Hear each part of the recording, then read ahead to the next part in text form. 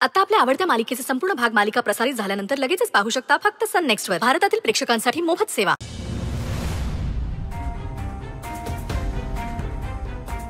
सध्या हवा बदलली आहे आणि यांची बिघडली. घ्या घ्या थंड वारं घ्या. अरे वा, पार्टी चालली वाटतं घरातून बाहेर पडल्याची. बघू काय.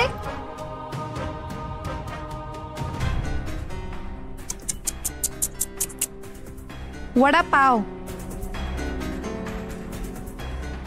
ओ सॉरी, आता वडापावचीच पार्टी करावी लागेल ना. भिकाऱ्यासनी त्यातच समाधान मिळतं.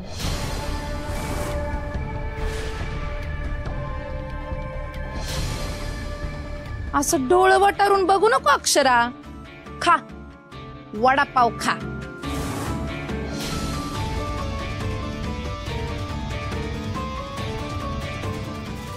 अरे वा, समदे भिकारी एकत्र चालेत वाटतं.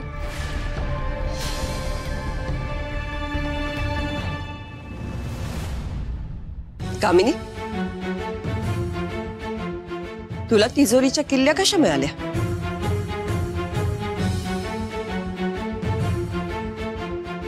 काय फालतू प्रश्न विचारता मामी. घर फोडलंय आपण, तिजोरी काय चीज आहे. ही चतुराता. सुंदर. कामिनी, तुला जे हवंय ते मी सगळं दिलंय ना. मग आता कशाला आलीस तू इथे? कसं आहे अक्षरा, घ्यायचं ते समद घेतलंय. आता घ्यायला नाही, द्यायला आली आहे.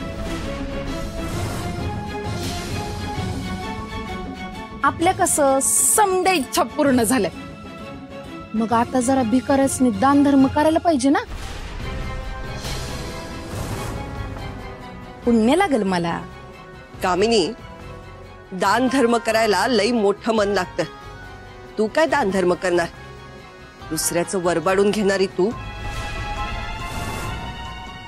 तुम्ही काय बी म्हणा, आपल्या अंगाला काही भोक नाही पडत तुमच्या बोलण्याने. पण मी तुम्हा भिकाऱ्यासनी द्यायला ना गिफ्ट आणले.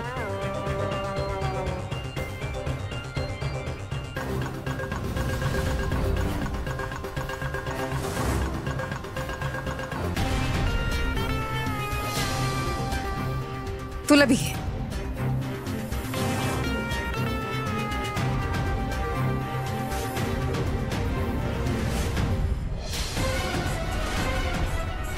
असं बघू नका मामी. तुम्ही म्हणलात ना माझं मन मोठं नाही म्हणून. तुमच्यासाठी चादर मोठी आहे बघा. यावरच झोपा. खाली जमिनीवर झोपला तर किडं मुकडं खाऊन टाकतील ना तुम्हाला. यावरच झोपा. आणि उशाला ना मातीची उशी करून झोपा.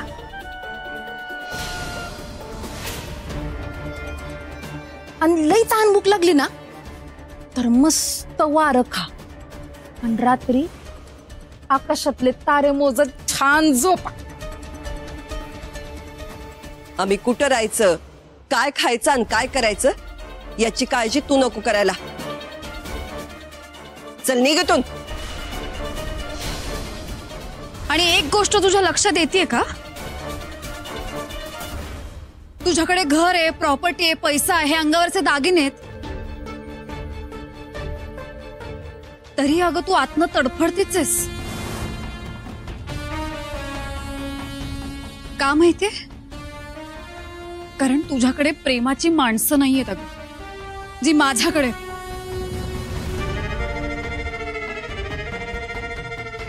आमच्याकडे बघ, आम्ही आता या क्षणालाही सुखीच होत अगं. पण तू अजूनही असंतुष्टच आहेस. आणि यांना काय म्हणालीस? घर फोडलं यांनी. अगं कितीही दयनीय अवस्था झाली ना तरी वाघीण वाघीणच असते. बघ जरा ह्यांच्याकडे. यांनी एक हाक दिली ना तर अख्खं कोल्हापूर यांच्या बाजूने उभं राहील. आणि तू घराच्या बाहेर पडलीस ना तरी तू करतील लोक तुझ्यावर. अक्षरा,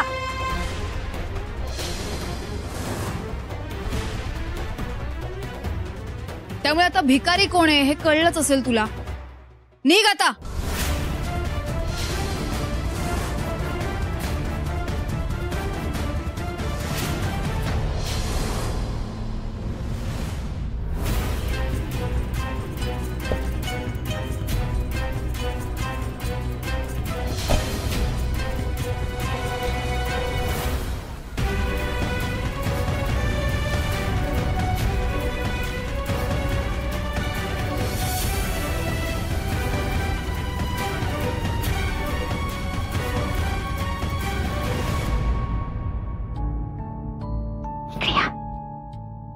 माझ्या तुकडं पडते आता.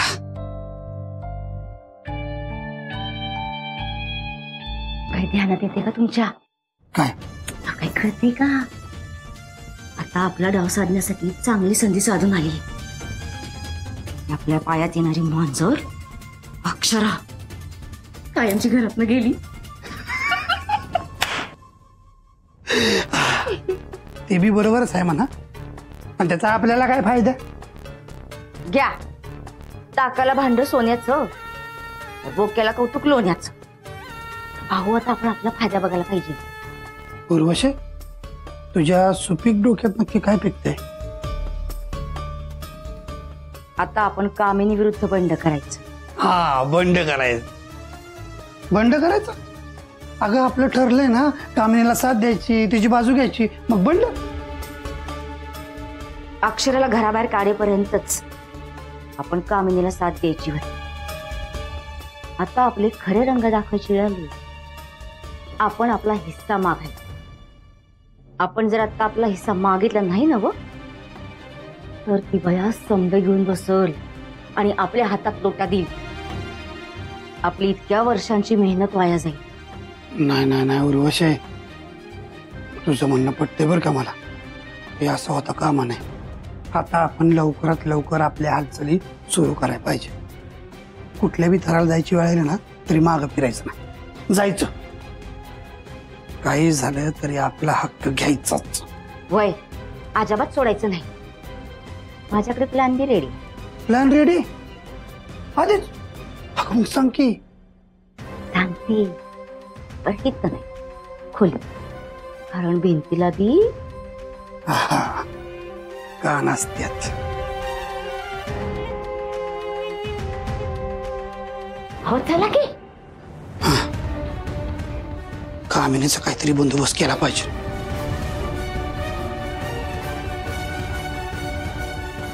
हे इथं असं धुमसायला लागले, याचा भडका घरात होणारच. या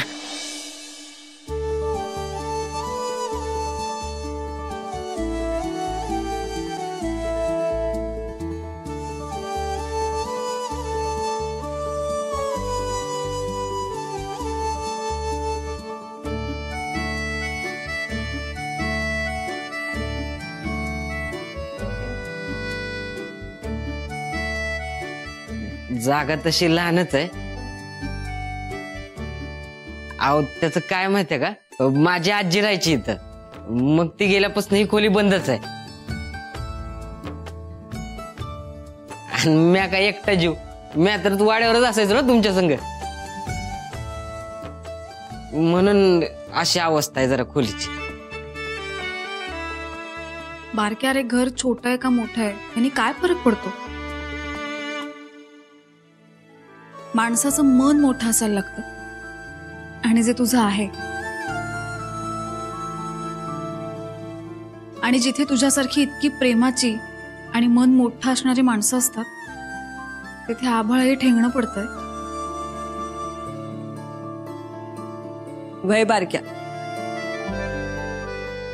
हे माझ्या धाकट्या लेकाचं घर आहे, कुठल्या बी वाड्यापेक्षा कमी नाही हे. आणि तुम्ही समधी सोबत आहात ना, आणखीन काय हवं? मला माफ करा. माझ्यामुळेच तुमची ही अवस्था झाली आहे. सुंदर, तू नको माफी मागू माझी. आणि मागायचीच असेल ना तर अक्षराची माग. तिनं लई सहन केलंय बघ तुझ्यासाठी.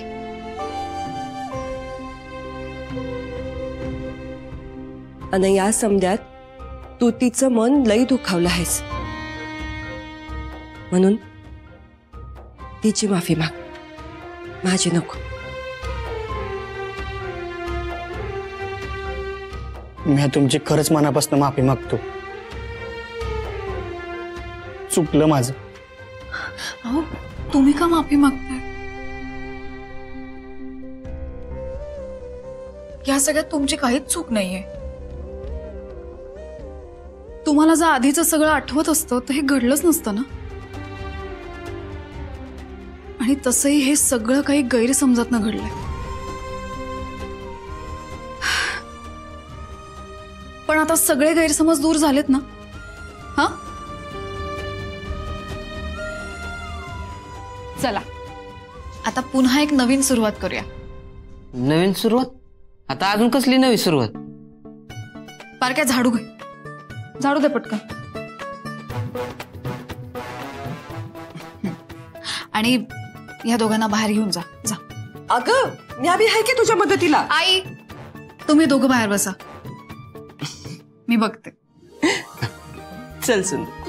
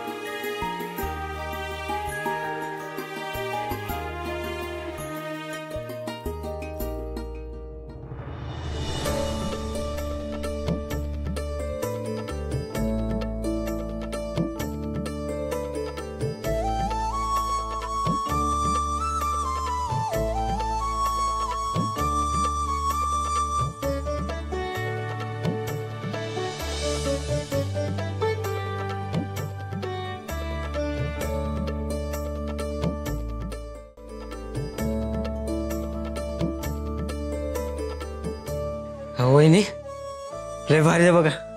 आता बऱ्यापैकी साफसफाई झाली. आणि नशीब माझ्या समोरच केली, नाहीतर आपण चुकून दुसऱ्या जागी आलोय असंच वाटलं असतं मला. बारक्या, आता असंच सगळं आपल्याला नीट करायचं. मला खात्री आहे आई अंबाबाई आपल्या पाठीशी आहे आणि ती या परिस्थितीतून बाहेर पडायचा नक्की काहीतरी मार्ग दाखवे.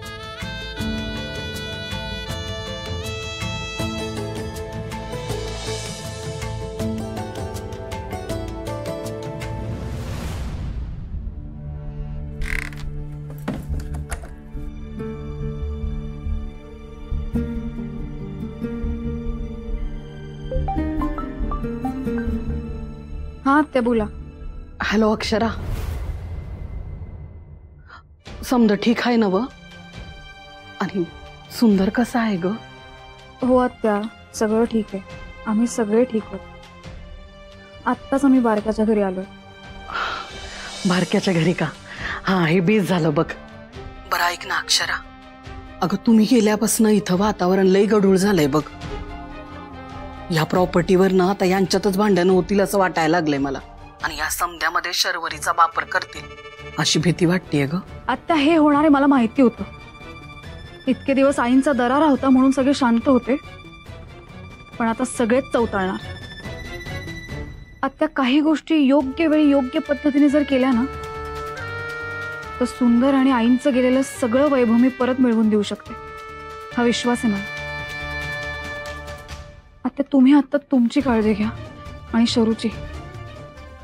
ह्या सगळ्यात ती खूप एकटी पडली हो. तू काय बी काळजी करू नकस, मी आहे ना व. शरूला काय बी होणार नाही इथं. तू निवांत राहा. ठेवते फोन.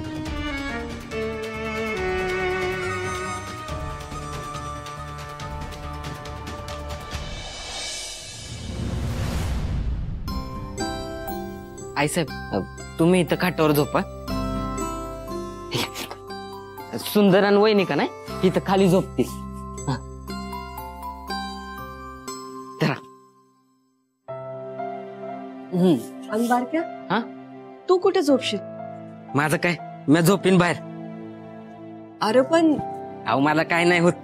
आबाळ आहे मस्त पांघरून घ्यायला आणि झाडाची पानं आहेत वारा घालायला. काही टेन्शन नाही. तुम्ही काय काळजी करू नका. वहिनी धराव जरा.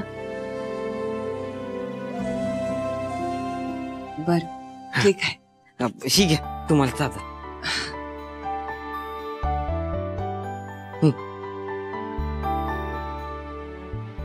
धरा. चला आता झालंय समज. बर पाणी इथं ठेवलंय. अजून काय लागलं तर मला आवाज द्या. मी बाहेरच आहे.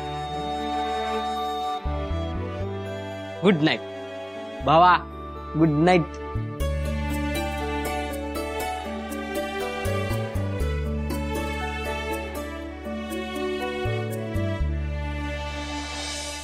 सुंदर तेवढं दार ओढून घे आणि दिवे पण काढ. हा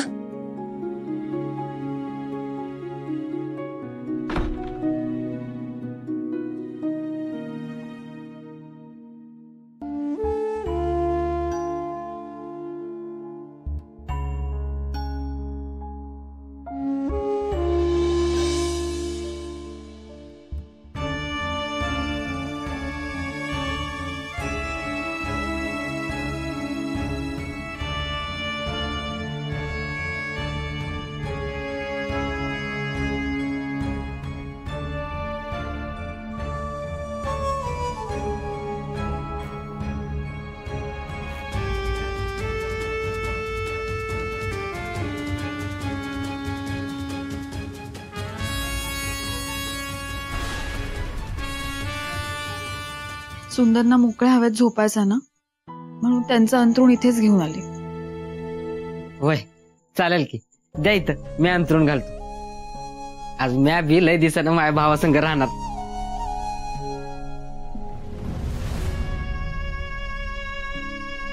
मला माहितीये तुम्हाला आत अवघडल्यासारखं होत होतं ना,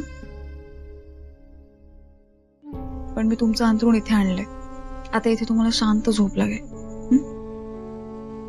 झोपा आता. चला गुड नाईट.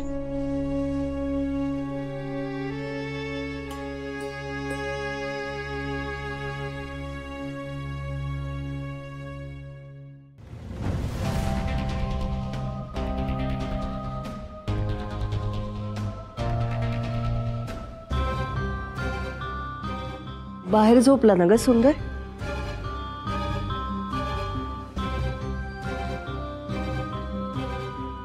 होय. मला वाटलंच होतं. आधीच आपल्या हातून चूक झाली असं समजून बिथरलाय ग तो. त्याला इथे असं तुझ्याबरोबर झोपणं जीवावर आलं असणार. तुझ्या आणि त्याच्या नात्याचं काही आठवत बी नाही ना ग त्याला. मला ठाऊक आहे अक्षरा, हे समज तू काळजावर दगड ठेवून सहन करते. तुझ्या मनाची बी लई घालमेल होते आहे. आई, हे सगळं मी स्वीकारल्यात, पण सुंदरच्या या अशा परिस्थितीत कामिनी सारख्या मुलींनी जो त्यांचा गैरफायदा घेतलाय ना, ते मी नाही स्वीकारू शकत. खरं आहे अक्षरा. ह्या अशा घरात इथं राहायला लागते. त्रास होत असेल ना पोरे? नाही आई, मी आई आणि गोपाळ बरोबर यापेक्षाही लहान घरात राहिलेली. त्यांचेच संस्कार होते. घर कितीही छोटं असलं ना तरी आपलं मन मोठं असायला हवं. कुठल्याही परिस्थितीत आपण आपला स्वाभिमान गमावता नाही कामा. आज इथे आले आणि आई आणि गोपाळच्या सगळ्या आठवणी दाटून आल्या. तुम्हाला खरं सांगू का, माझ्यावर अशी वाईट वेळ आली, यांनी गोपाळला वाईट नसतं वाटलं, उलट त्याला कौतुक वाटलं असतं की मी या अशा परिस्थितीत सुद्धा माझ्या जीवाभावाच्या माणसांना दुरावलं नाहीये. त्यांना अभिमान वाटला असता माझा. पण आई, पण काय अक्षरा? आई शरू माझ्या बरोबर नाहीये. तिला नाही जपू शकले मी आई. वचन दिलं होतं तसं गोपाळला. आता काय उत्तर देऊ मी त्याला? तिला कधीच अंतर देणार नाही असा शब्द दिला होता. आई, या एका गोष्टीने माझी मान खाली गेलीये. नाही अक्षरा, तू मान खाली घालावी असं काय बी झालेलं नाही. शरूला बी लवकरच कळेल ते, आणि त्या कामिनीच्या पापाचं माप बी तिच्या पदरात लवकरच पडेल. एक लक्षात ठेव, काय बी झालं तरी आपल्याला आपली माणसं जपायची आहेत. होय, आणि ती काही झालं तरी मी जपणार. माझ्या माणसांचं मी गमावलेलं प्रेम परत मिळवणार.